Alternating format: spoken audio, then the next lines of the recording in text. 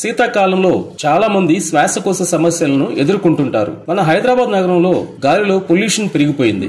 అసలే శీతాకాలం, పైగా మనం పీల్చే గాలి పొల్యూట్ అవడంతో శ్వాసకోశ సమస్యలు పెరిగే అవకాశం ఉంది. దీనిని అశ్రద్ధ చేస్తే లంగ్స్ ఎఫెక్ట్ అయ్యే అవకాశాలుంటాయి. అయితే ఈ శీతాకాలంలో కలిగే జలుబు, దగ్గు, గొంతు నొప్పి, ఫ్లమ్ లాంటి సమస్యలకు యాంటీబయాటిక్స్ ను వాడటం సాధారణం. అయితే ఇవి వారం లేక 10 రోజుల పాటు వాడితే కొద్దిగా ఫలితం ఉంటుంది. అందులోనూ 3-4 రకాల టాబ్లెట్స్ ఉదయం సాయంత్రం వేళలో వాడితే 10 రోజులకు దాదాపు 100 టాబ్లెట్లు వేసుకోవాల్సిన పరిస్థితి ఉంటుంది. ప్రస్తుతం యాంటీబయాటిక్స్ వాడటం వల్ల దుష్ప్రభావాలు కూడా కలుగుతున్నాయి.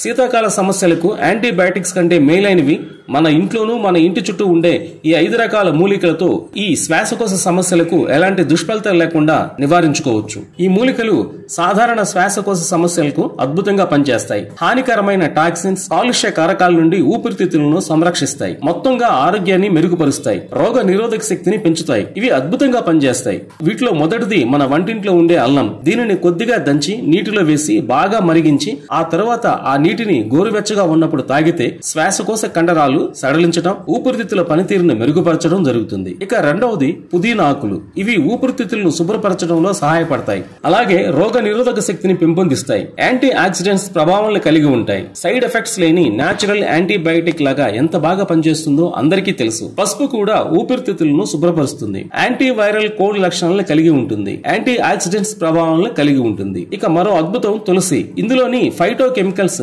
శ్వాసనాళ మార్గాల్లో వాపును తగ్గించగలవు. తులసి ఆకులను నేరుగా లేదా టీ కషాయంగా తీసుకోవచ్చు. ఇక 5ట్లో మరొకటి అతి మధురం. డయాబెటిక్ కారణంగా వచ్చే శ్వాసకోశ ఆరోగ్య సమస్యలను తేలిగ్గా నివారించగలదు. జీర్ణక్రియకు తోడ్పడుతుంది. శ్వాస నాళాల పనితీరు మెరుగుపరుచుతుంది. ఈ 5ంటిని మీకు అందుబాటులో ఉంచుకోండి. డబ్బును వృధా చేయకుండా ఈ శీతాకాలంలో వచ్చే అనేక శ్వాసకోశ సమస్యలను సులభంగా తగ్గించుకోండి.